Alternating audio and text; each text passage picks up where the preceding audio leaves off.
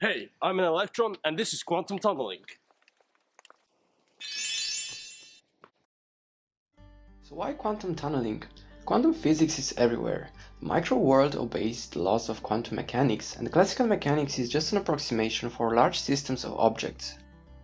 Groundbreaking applications of quantum tunneling include quantum superconductors or scanning tunneling microscope. Also, tunneling is the reason you are able to chill on your phone or get an amazing tan on a hot summer day. To understand how tunneling works and what in the world relates it to sunbaths, let's first see what are some of the ground rules of the quantum world. One important aspect is that you cannot observe quantum behavior at macroscopic scales. Actually, you cannot observe it at all. You can only witness its effects.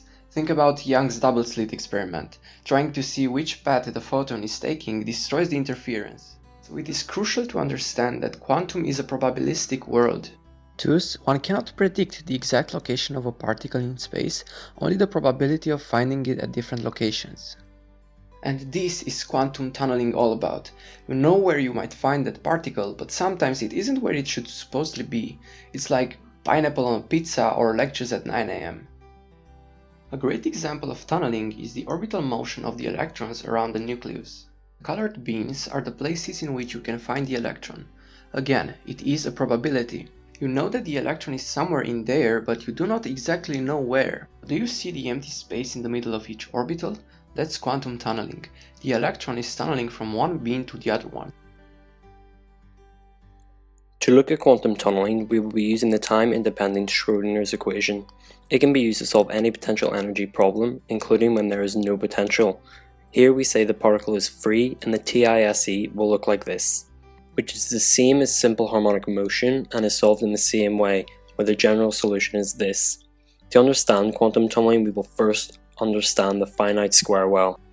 There are two different regions. Looking first at B, where the potential is 0 and a particle is a free particle, this means we can use a solution for the TISE and no potential from before, where k equals this. The boundary condition requires the wave function to be continuous. So at the points a and minus a, the wave function must equal 0. Note these equations came from these trig inequalities. Either b or a must equal 0. This results in the non-zero terms becoming equal to 0. K must then equal this for both, but m will be the odd numbers for cos and the even numbers for sine. This value for k can be combined with the already established k to give the quantized energies for these wave functions. In region A, the potential is a finite value of u, and so the TISE looks like this. This can then be arranged to give this. There are two different cases for this equation. The first, u is larger than e, the bracket must be positive so the TISE can be rewritten. The general solution for this equation is this. Working out the second derivative and subbing back into the TISE, we get a value for b squared. Therefore, b will equal this, which we call lowercase k. In region A, the solution is this here.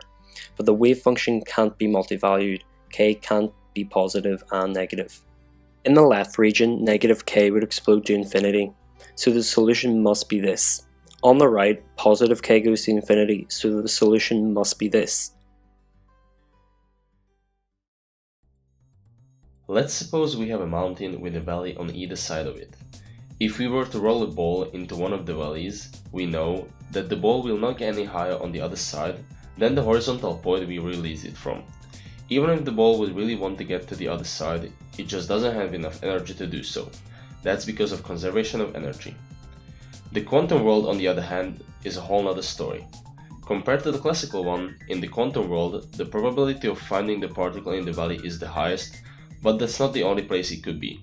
There is a slight chance it's going to be on the other side, and what's even more crazy, that it could be sitting right in the middle of the mountain.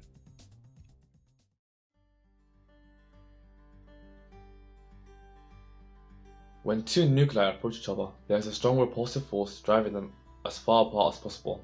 There is a small probability that the nuclei can tunnel past this object and come close enough to fuse into a heavy element. Again and again this continues in the cores of main sequence stars such as the Sun, radiating energy in the form of light and heat to the Earth's surface.